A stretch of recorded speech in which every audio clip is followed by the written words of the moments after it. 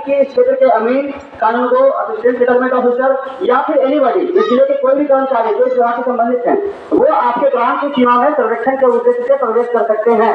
ये इनका पहला पॉइंट है। आगे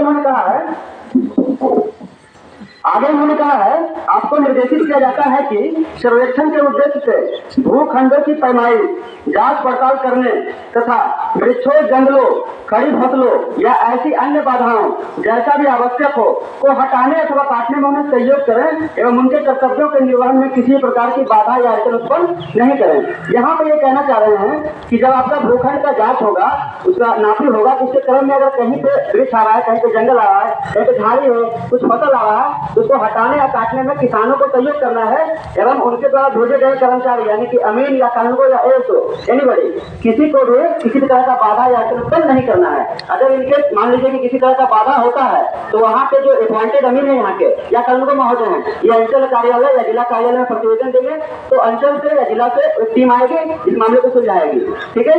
आगे यहाँ पे एक और लाइन इन्होंने लिखा है, आपको यह भी निर्देशित किया जाता है कि अपने भूखंडों की सीमाओं के सभी मोड़ पे मिट्टी का स्तंभ देकर उन्हें सीमांकित कर लें। यानी कि आपको कहा गया है कि आपका जो खेत है उसको चारों तरफ से आप बाउंड्री कर लें ताकि हम लोगों को पहचानने में आसानी हो।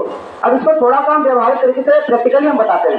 जैसे होता क्या है कि जब हम लोग प्लॉट पे जाएंगे, प्लॉट पे वेरिफिकेशन होगा, मैं अभी आपको आगे बताऊंगा, तो जब प्लॉट पे वेरिफिकेशन होगा तो उस समय मान लीजिए कहीं पे कुछ झाड़ी आ रहा है, कुछ वैसा त्रुटि हमको लग रहा है, तो उस केस में क्या होगा कि हम लोग वहाँ पे झाड़ी को या कुछ फसल को हटाने के लिए कहेंगे, तो वहाँ पे आपको जो है सहयोग करना है, क्योंकि ये जो नक्शा है ये नक्शा बिल्कुल फ्रेश होना चाहिए, बिल्कुल एक्यूरेट होना चाहिए। अगर आज ये नक्शा एक्यूरेट बनता है आपके क्षेत्र का, बल्कि ये पूरे बिहार का जरूरत है, तो हम चाहेंगे कि पूरे बिहार का नक्शा जो एक्यूरेट बने। तो यहाँ पे क्या है कि ग्रामीण जो है जब सहयोग करते हैं अच्छे ढंग से, तो उनके गाँव का जो नक्शा है वो एक्यूरेट बनेगा, किसी को कोई दिक्कत नहीं होगा। तो यहाँ पे आपका दायित्व है कि ये जो कर्मचारी यहाँ पे जितने भी आएंगे या अधिकारी आते हैं उनको सहयोग करना है ताकि नक्शा सही बने।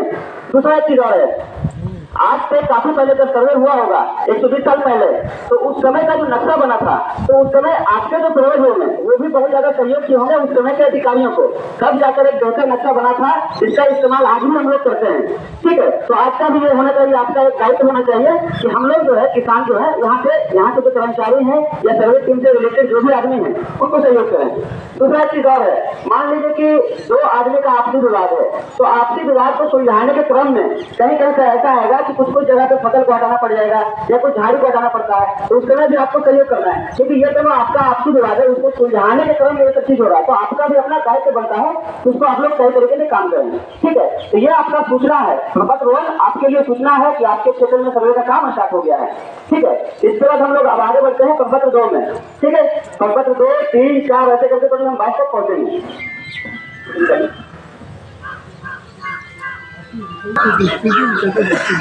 देखिए, ये आपका है प्रपत्र 2, ये अब आपका काम स्टार्ट हो गया अभी से। ठीक है। प्रपत्र 2, प्रपत्र 3 ये आपका काम है। इसमें प्रपत्र 2 जो है ये एक तरह का स्वघोषणा है, सेल्फ डिक्लेरेशन, जिसमें कि आप अपने जमीन के बारे में बताते हैं कि हमारे पास कितनी जमीन है जो हमारे दखल में है। ठीक है। अभी आपको दिखा रहे हैं ये प्रपत्र 2, आप लोग देखिएगा, ये है P2, इसको हम लोग P2 बोलते हैं, प्रपत्र 2 देख रहे हैं आप लोग। इसमें टोटल 11 कॉलम है जो आपको भरना है। अब इसमें 2 तरह का जमीन होगा। पहला एक होगा किवाना वाला जिसको आप लोग खरीदे हैं, दूसरा होगा उत्तराधिकार यानी खतियान वाला। ठीक है। इसमें टोटल 11 कॉलम है, हम बारी बारी 11 कॉलम के बारे में बताते हैं। ठीक है। पहला जो कॉलम है आपका, ये है आपका रैयत का नाम यानी कि वर्तमान दखलदार का नाम। आज के डेट में कौन जमीन को जोत रहे हैं वो अपना नाम लिखेंगे। ठीक है। आगे आता है 2 नंबर कॉलम, अस्थायी पता। अस्थायी पता में जो आपका अस्थायी पता है वो आप डालेंगे। ठीक है। आगे आता है 3 नंबर कॉलम, खाता। खाता आपको डालना है जो खाता आपका जिससे आपका दखल है, क्षेत्र, रकबा, जितना रकबा पे आपका दखल है उतना ही आप डालिएगा। ठीक है। आगे आता है चौहद्दी। चौहद्दी में जो आपका आज का वर्तमान चौहद्दी है, आज की स्थिति में वो जमीन के बगल में कौन है वो आपको डालना है। ठीक है, फिर किस्म आता है, किस्म में जो भी आपका किस्म है, भेंट है, धन है, आपको डाल देना है।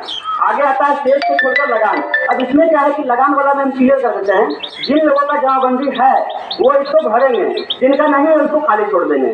ठीक है, जमाबंदी के बिना भी आपका सर्वे का काम आगे बढ़ेगा। ठीक है, 8 नंबर आता है, शेष हो गया। 9 नंबर होता है जमाबंदी संख्या। जमाबंदी संख्या भी आपको खाली छोड़ देना है जिनका जमाबंदी नहीं है।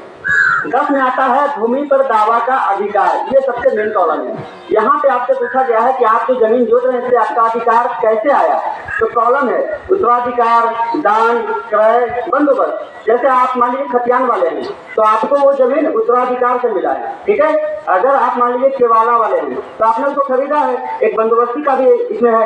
उसके अलावा 11 नंबर कॉलम है अभियुक्ति। अभियुक्ति जो है उनके लिए है जिनके पास मान लीजिए कि जमीन जो है विवादित है। अगर जमीन विवादित है तो आपको वहाँ पे लिख देना है विवादित, और अगर कोर्ट में केस चल रहा है तो उसका केस नंबर आपको डाल देना है, जिसका काम तत्काल हम लोग रोक के रखेंगे। माननीय न्यायालय के आलोक में जो भी होगा वो किया जाएगा। ठीक है, ये टोटल 11 कॉलम है। परपत्र 2 इसको कहते हैं। ये सबको भरना है, A to Z जितने भी लोग हैं सबको भरना है, चाहे आप केवाला वाले हो चाहे खतियान वाले हो। ये एक सेल्फ डिक्लेरेशन है जो आप घोषणा करते हैं कि हमारे पास इतनी जमीन है। इसका 2 व्यवस्था है। पहला व्यवस्था है ऑनलाइन, यानी कि आप चाहें तो इंटरनेट के पास जाके आप ऑनलाइन कर सकते हैं। दूसरा व्यवस्था है कि आप ऑफलाइन भर के हमारे पास, यानी कि यहाँ के जो अमीन है उनके पास, या फिर आप शिविर का जो कार्यालय है वहां जाकर के आप जमा कर सकते हैं। ठीक है, इसके बाद हम लोग आते हैं प्रपत्र 3 में। जो आपका प्रपत्र 3 है इसको हम लोग कहते हैं वंशावली के लिए आवेदन। एक तरह का आवेदन है जो आप अपने अंचल के शिविर प्रभारी को दे रहे हैं। ठीक है, इसमें भी सेम ऐसे ही है, अपना नाम भरना है, पिताजी का नाम भरना है, फिर आगे आपको खाता संख्या, खेसरा संख्या, कॉमा लगा देना है इसमें, क्योंकि अगर मान लीजिए आपके पास 3-4 खाता है तो कॉमा लगा देना है। ठीक है, प्लॉट नंबर अगर आपके पास 8-10 है तो कॉमा लगा देना है। उसके बाद आगे आपका जो है खतियान है कि केवाला है वो दिखाना है। ठीक है, अपना गाँव लिखना है, रेवेन्यू विलेज लिखना है। इतना एक इसमें जाति का एक एक्स्ट्रा कॉलम है जो आपको डालना है। ठीक है, नीचे आपका साइन है। इसी प्रपत्र 3(1) का सेकेंड पेज है। ठीक है, सब लोग समझ लेना बढ़िया से, कोई दिक्कत ना है। प्रपत्र 3(1) का एक सेकेंड पेज है जिसमें कि यहाँ पे लिखा हुआ है वंशावली के आधार पर प्रत्येक उत्तराधिकारी का दखल। यानी कि यहाँ पे जो है जैसे फर्स्ट पेज में हम लोग बताए थे कि कितना आपके पास जमीन है, सेम एज इट इज यहाँ पे भी उतार देना है। इसमें नाम, पिताजी का नाम और आपका जो है खाता, खेसरा, रकबा, चौहद्दी, यही इतना है, और इसमें फिर नीचे दस्तखत है। अब इतना के साथ आपको क्या क्या देना है लगा के, तो आपको अपने साथ अपने खेत का केवाला देना है, जिनके पास खतियान वाले लोग हैं वो खतियान का कॉपी देंगे। ठीक है, और एक आपको वंशावली देना है, एक आपको वंशावली देना है। अब वंशावली किनको देना है और वंशावली किनको नहीं देना है ये समझ लीजिएगा। मान लीजिए किन्हीं के पास केवाला वाला जमीन है और वो अभी जीवित हैं तो उनको वंशावली की जरूरत नहीं है, क्योंकि उसके मालिक वो खुद हैं। लेकिन अगर किन्हीं के पास केवाला का जमीन है उनके दादा के नाम से, अब वो दादा गुजर चुके हैं, तो यदि दादा गुजर चुके हैं तो उस केस में आपको वंशावली की जरूरत होगी, क्योंकि आप उस जमीन को एज कोटा बन के वहां पे दावा कर रहे हैं। तो आप कोटा जो है इस चीज को साबित करने के लिए एक वंशावली लगता है। ठीक है, इसके अलावा खतियान वालों के लिए तो वंशावली एकदम जरूरी है। खतियान का जो जमीन है वो आपके परदादा के नाम से था, आप उसको जोत रहे हैं, कैसे जोत रहे हैं, तो आप उनके वंशज हैं, तो उसके लिए आपको जो है वंशावली देना पड़ेगा।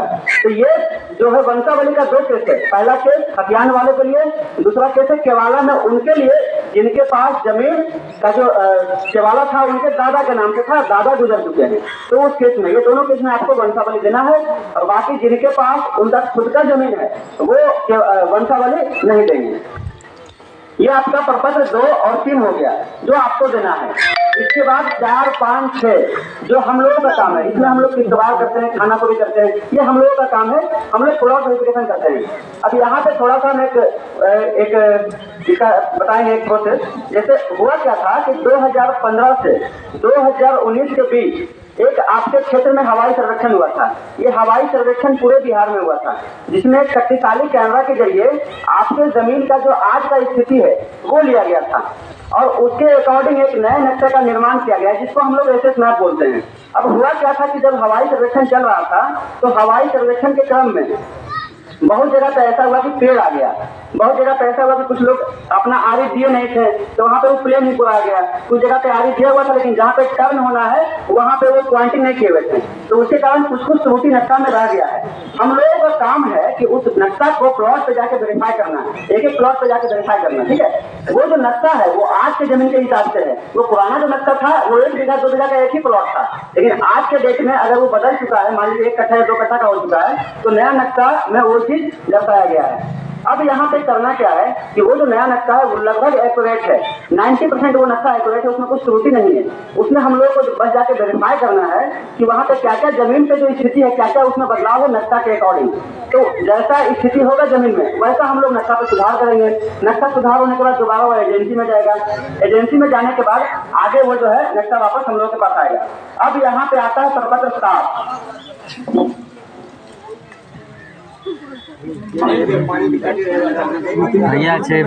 मिलेगा। ये 2 चीज हम आपको देंगे प्रपत्र 7 में। एक एक आदमी को अपने एक एक प्लॉट का नक्शा मिलेगा, ठीक है। अब आपका यहाँ पे दायित्व है कि आप अपने नक्शे को बढ़िया से देखें, समझें, और अगर आपको लगता है कि हमारा जो नक्शा हमको मिला है वो 4.5 डिसमिल का मिला है और हम जो फॉर्म भर के दिए थे तो 4 डिसमिल का था, तो वहाँ पे थोड़ा सा त्रुटि है। तो आपके पास अब आगे मौका आता है प्रपत्र 8। प्रपत्र 8 आपके पास अपील का मौका है जो आप मधेपुर अंचल के सिविल कार्यालय में करेंगे, ठीक है। फिर यहाँ पे आपके पास सुनवाई होगा, आपके पास सुनवाई होगा।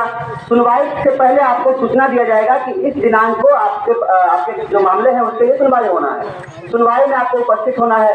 सुनवाई होने के बाद सारा चीज का सुधार होगा।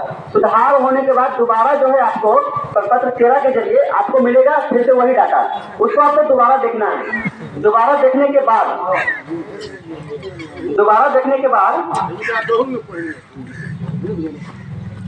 यहाँ पे क्या है कि आपके पास दोबारा एक प्रपत्र 14 आएगा। प्रपत्र 14 में भी आपके पास अपील का मौका होता है, इसको हम लोग बोलेंगे सेकेंड अपील, ठीक है। यहाँ पे भी आपको प्रखंड के जो अंचल सिविल कार्यालय है वहां आपको जाना है, जाके अपील करना है। इस बार जो आप अपील करेंगे प्रपत्र 8 में जिनके पास आप अपील किए थे उनसे एक अच्छे सीनियर अधिकारी होंगे जो आपका सुनवाई करेंगे, ठीक है। यहाँ पे दोबारा आपको अपील का जो है मौका मिला।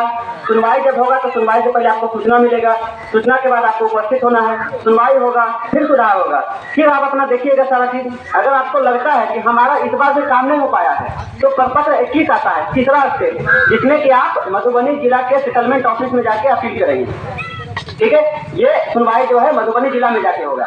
टोटल 3 अपील आपके पास है। पहला अपील प्रपत्र 8 मधेपुर अंचल के सिविल कार्यालय में, दूसरा अपील प्रपत्र 14 मधेपुर अंचल के सिविल कार्यालय में, तीसरा अपील मधुबनी जिला के सेटलमेंट ऑफिस में जो प्रपत्र 21 में आता है, ठीक है।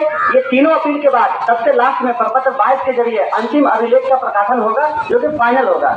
ये अभिलेख जब प्रकाशित हो जाएगा तो आपका खतियान, आपका नक्शा, ये सारा चीज इंटरनेट पे उपलब्ध होगा, आप आम जनता इसको देख सकते हैं कभी भी। इसके अलावा अगर मान लीजिए कि कोई वैसे रैयत हैं जिनको लगता है कि हमारा तीनों अपील में हमारा जो काम नहीं हो पाया, हमारा जो समाधान नहीं हो पाया, तो आप आगे माननीय सिविल कोर्ट, हाई कोर्ट या फिर आगे बिहार का लैंड ट्रिब्यूनल कोर्ट होता है, वहां पे आप जाने के लिए स्वतंत्र हैं, ठीक है। ये हमारे विभाग का टोटल 1 से लेकर 22 तक का मैंने आपको स्टेप समझाया।